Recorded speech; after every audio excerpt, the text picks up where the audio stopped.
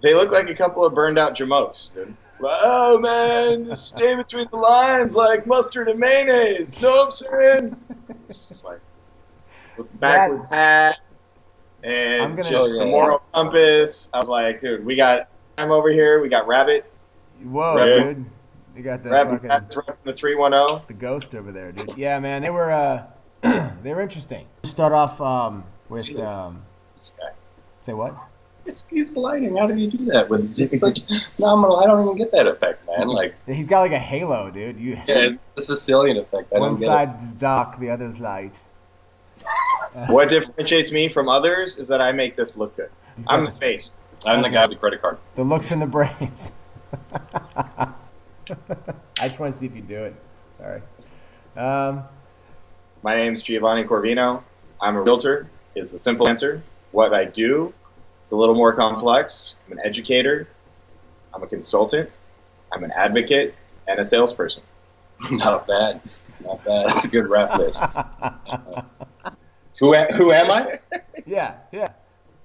Who am I? My name is MattGiovanifinished. I'm with Iron Gate Real Estate. I'm the president, Istanbul president. Together with my credit card, we forge ahead to make intelligent decisions about real estate. Oh, man. So I refer to Matt as Rain Man because not so much I gotta watch Wapner, but more of the poker playing, card counting guy who has the information, has those numbers at his fingertips that he can pull up. As much as I spend time, FaceTime with the clients and networking and talking and, trying to build that network and that rapport with them, he spends that time looking up the velocity of the money in the market, checking on all the other markets in the area, within Los Angeles, Southern California, Northern California, on a national level and on a global level. What are the banks doing? What's the IMF doing? Where's the money being moved to and how's it being moved? So as far as the economic side of things, he is like my guru in that respect because I don't have the capacity really to understand a lot of what those specific economic triggers refer to. And so he will dumb it down in layman's term for me to say, okay, if the M2 is doing this, really what you're seeing is there's a shift in money from the middle class to the upper class, and the buying power of the middle class is shrinking, especially in these markets. So you're going to have a harder sell getting these types of buyers into these areas. He was actually listening, Dave. Gotta watch Wapner. The Rain Man doing the rain dance, that is I. I do drive business to this company. And there's oftentimes many details floating in my mind at once. This guy over here, Geo, what do we call him? G-Links? G-Links, yeah. Because you can find him on the golf course oftentimes. And he links together things, different relationships through his network. Different concepts. So I try to use the master networker. He kind of looks, I think, at the future of the company. Because if I'm dealing with 10 things in my head today, Rain Man just trying to make sense of it, this guy's looking ahead and saying, hey, we're going to Boston this year. I said, okay. You're getting the CIPS designation. Yeah, and there will be pictures and you'll smile and it will be nice. Shake hands, shake that person's hand, say hi to that person, come over here. Linking things together. If I'm the numbers cruncher, the strategic analyst of the company, then he would be the G-Link, the one putting together the next 3 steps for where the company's going. Yeah, we met in college. We did. At a cafeteria, De La Guerra Dining Common, otherwise known as DLG. Made famous by Jack Johnson. Free food. Yes. And entertainment. I rent the front, he was in the back in the kitchen. We'd stayed in touch. This guy's a master networker. We did some business together in college, some entrepreneurial type stuff in college. And after college, we reconnected. About 5 years ago, I was doing consulting. Talked to Matthew about getting licensed, got my agent's license, turned that into a broker's license. I took that opportunity to get licensed in Colorado at that time, based upon what was going on. We stayed in touch through the years. When I moved down to LA about 8 years ago, we reconnected again, came out to visit him in the South Bay. And when I started doing business consulting, decided to pair up once more. And started working together.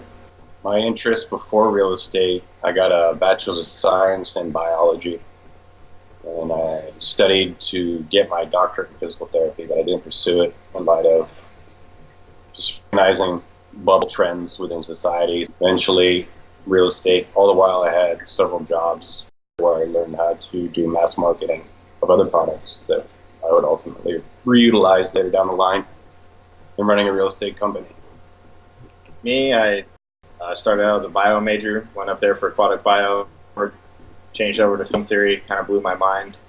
I enjoyed working in the food and beverage industry for a while. I like hosting events. It's the long road in Santa Barbara. Yeah.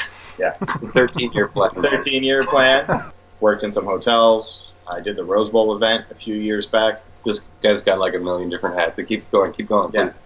After that, met a guy in a hotel. Was like, hey, don't underindulge this one. I need a consultant.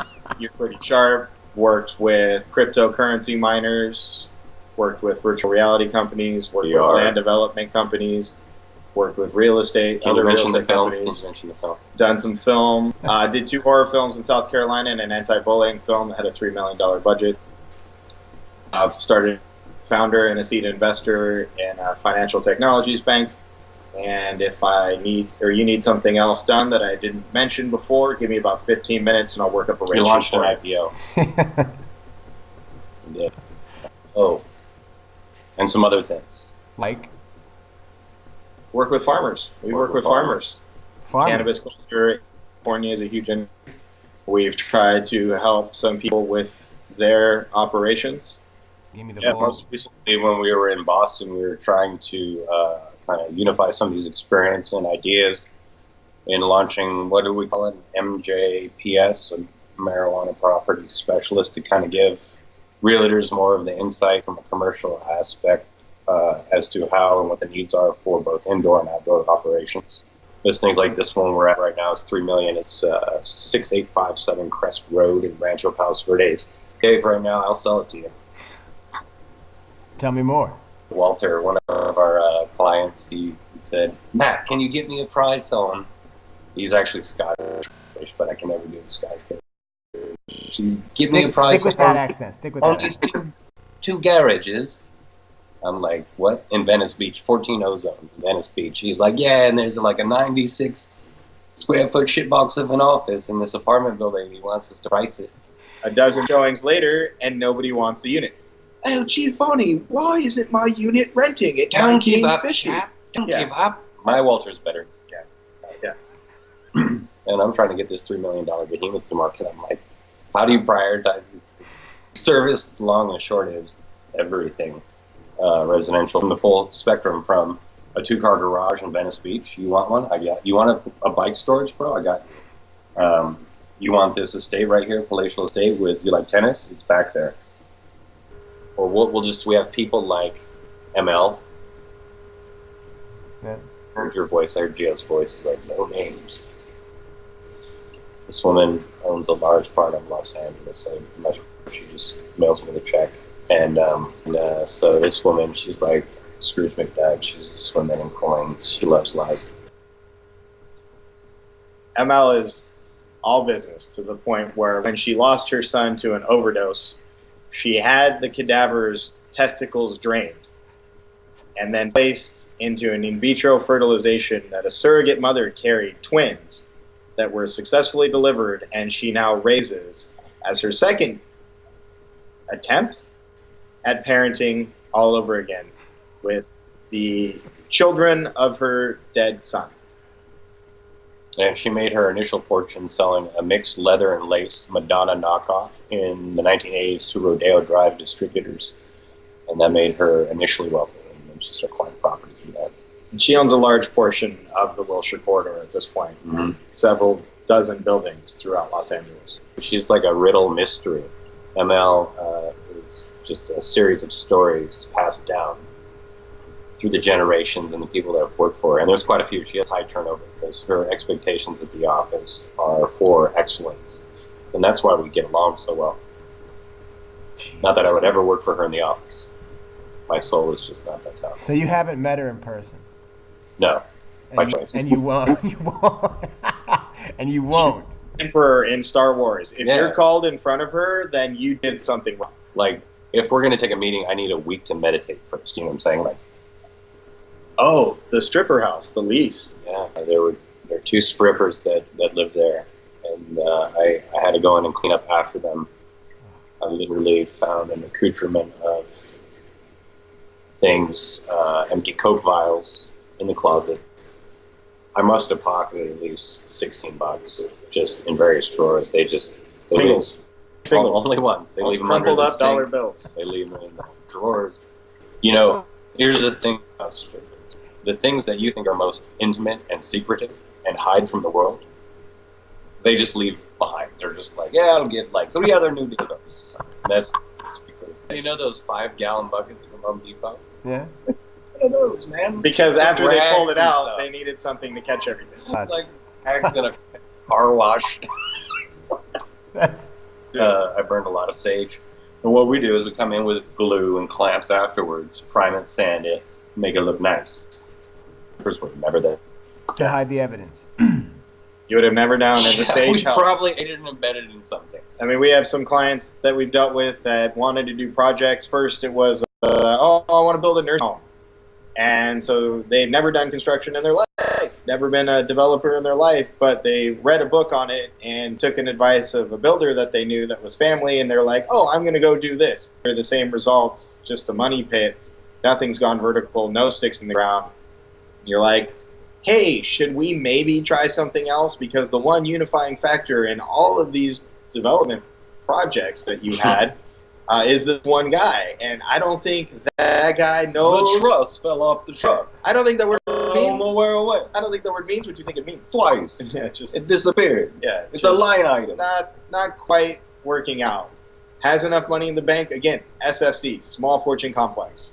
A truss is a very large piece of wood to lose. Yeah. Twice.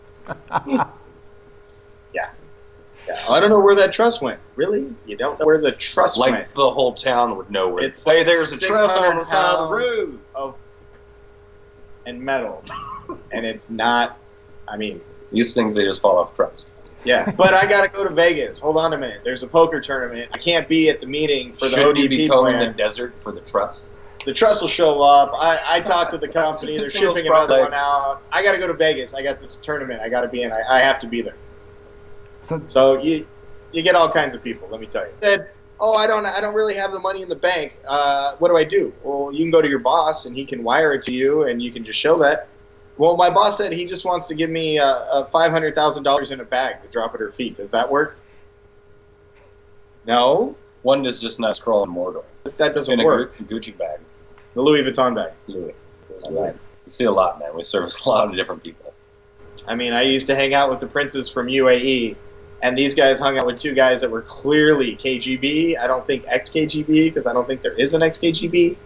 And, you know, they're doing $150 in their Mercedes M-Class, just with the top down on surface roads. And I go, hey, guys, like, cops. And they're like, diplomatic immunity, Giovanni, don't worry. And I said, I have no diplomatic immunity, guys. Like, I can still go to jail. And they're just like, it's okay. Here's $1,000. If you have a fine, you pay it. It's fine. Here's oh, $1,000. I forgot to tell you, Fine is fine. we party in Los Angeles. Fine is fine, We bro. run from police all the time. I threw a man out the front window of nightclub. We run away. They have the helicopter shining the light. We lose the police. Oh, it was fun times. For fun, tomorrow I'll be rapping with my crew, the Sulphur Sky. So stay creative that way. Also songwriting, producing an album. Having an outlet, basically. Having an outlet, You have to yeah. have an outlet. Creative outlet where you can either go and rant and vent over the silliness you had to put up with, or is nude painting, does that count, or should we, no? Okay. What do I do when I'm not selling real estate? Yeah. I'm chasing down business, really. Yeah. Chasing down relationships. You know, I wear a lot of The different hustle hats. is real, man. Yeah, I wear a lot of different hats. I like doing introductory broker work. I'm always chasing high net worth individuals because I've got a bevy of projects on scene. You know, developing a couple TV shows. We've got a VR project we're developing. I've got another VR project in the market. I've worked with other people in development, land development. Got a client up north who has a couple pieces of raw land. Who wants me to go up there, run an assessment, see what would be best to place there. and then probably help them walk them through the construction phase of it as a construction manager. So we are licensed in the state of California. We're both licensed brokers in the state of California, but we also are members of the Certified International Property Specialist, which is a designation that the Realtor Association has, the National Association of Realtor. It offers training and courses worldwide. We're part of a network of over 8,000 realtors internationally in 50 different countries.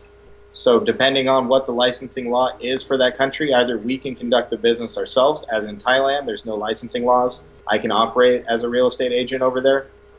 Or other countries that do have licensing laws, such as China, we can network with our designation or through our network of designees. We can find the right person to fit the market you're looking for. We can work with our clients to help them meet their needs on a global level. And then on the receiving side, we do a lot of work with immigration attorneys, bringing expatriates into the country, helping their transition under like an E2 visa. So it's both in and out going. What I think sets us apart is kind of akin to what Gio had mentioned a little bit, in the sense that we can approach any real estate, Gio had mentioned, globally, if need be, which we could address, but also having that micro resolution within the neighborhood and the understanding how to set valuations within any neighborhood you go into. So it's really just, it's the same principles. It's the same thing you're going to do on the global level like we do, is understanding culture. You know, if I'm presenting a business card to somebody in Europe, hey, here, one-handed isn't a problem. If I'm presenting a business card to somebody from Malaysia or Singapore, you're going to present with two hands. You're going to acknowledge them, look directly in their eyes. Everybody has their culture. Everybody has their expectations. And you can meet those expectations with the experience that you have by just modifying your system slightly to account for the local flair. Yeah, high context or low context cultures also drives the tone of the relationship. Something high context would be more interested in formalities and getting to know you, where business is an afterthought. In a low context society or culture, you might be more apt to get straight to the point, and once a contract's signed, it's signed, and that's it. So in my opinion, a big portion of this business is almost like playing cards. You're sitting at the poker table, reading the table around you and understanding who's bluffing, who's got the hand, who has no idea what they're doing, they're just going to raise the pot up. Reading those people, reading the situation, and playing the hand that you have to the best of your ability. I guess the only other kind of sidebar is SFC, Small Fortune Complex. And I coined that phrase recently just to kind of embody what it was we were feeling with some of these people that we've been working with. It's a demographic. It's a demographic. Usually the hyper-adrenal OCD, ADD mind. And so we coined, I said, well, that's a small fortune complex. And I was throwing it around at the conference. I was like, oh, that sounds like an SFC to me. And the other agent or broker was like, what are you talking about? Well, you just described a client that's suffering from small fortune complex. And they go, oh my God, that's brilliant. I'm going to use that. And I'm like, you're welcome. Just cite me in the notation, please. No, we'll sell it to them. Licensing deal. I would prefer to tell good stories of how we fixed situations, brought clients' expectations down to where they need to be, help them move forward in whatever project that is stalled, and be able to help them meet their goal. The flip whisperers. Yeah, the flip whisperers. Something to, or if you want the drama, what you do is put us in a room with another team of experts and let them come in and say, oh, you're going to drop 50 grand, you're going to raise the value of your home $200,000, and we're going to look at them and go, okay, I would like to politely disagree with that statement. They need to drop 50 grand into building a granny shack in the back of this home in Compton. Like, who's going to have their grandmother living in a PUD in the back of a 0.25 acre lot? Like, I think you should maybe just upgrade the interiors. You drop 5 grand in fixing your fixtures, and there you go. You're going to improve your value by 20 grand. You're going to drop that thing in there for 50 grand. You're going to improve the value of your home for 50 grand. You could have just not dropped the 50 grand and got out of it for, the same profit, better profit margin. We would just help bring them to life for America. We can fix them. Fix the fixers. Look at this guy. We can fix the fixers. The essence of the show is, hey, rework your approach and maybe your project will work. That get away from processes that don't follow rules. So that's what these people will be dynamic personalities that you run into. Have to put somebody into a limited partnership LLC and Your hands are tied. You're going to have to watch the show. Here's your popcorn. And monthly prospectus, and this is the phase of your project. But please don't get involved with just cash or checks that we hand you. Yeah, I mean, you guys know, the whole idea is you guys know what's best. For the love of your heirs. Yeah, exactly. And our commissions. Then we can have some, damn it, Rain Man, I don't like those numbers. And he can be, damn it, Lynx, you sit in the corner and keep quiet. You put us in any market, give us, 72 hours to get a feel for it, walk the streets, talk to the local agents. Give me 72 hours, and I can be an agent in any part of the country. No problem. And I'll come out of there with 6 or 7 contacts, and those 6 or 7, 1 or 2 of them may end up being contacts for life. Yeah, let's do this process on a global scale. Yeah, no problem. Why Nashville, Los Angeles? Let's go help a hedge fund company sell a farm that they want to reallocate on the southern coast of Thailand. Anywhere. 72 hours. We'll do it. We'll get it done. We'll give them a good analysis. I don't care. Yeah, I'll take the challenge. You want to know if that condo in Bangladesh is worth 37,562.50 rupees they're asking? I'm a type A. Let's find out. Give me the challenge, and I will take it. Can you own it? Yeah. What percentage can you own? Because at the end of the day, we're not doing this stuff because we're philanthropic, donors that just like, oh, I want to help people and I want to help put people into homes. We're not the other end of the stick too of just, the door knocking type of ambulance chaser realtors. It's like, hey, I'll sell your house. I'll sell your house. I'll sell your house. What do you guys do this for? Glory. No.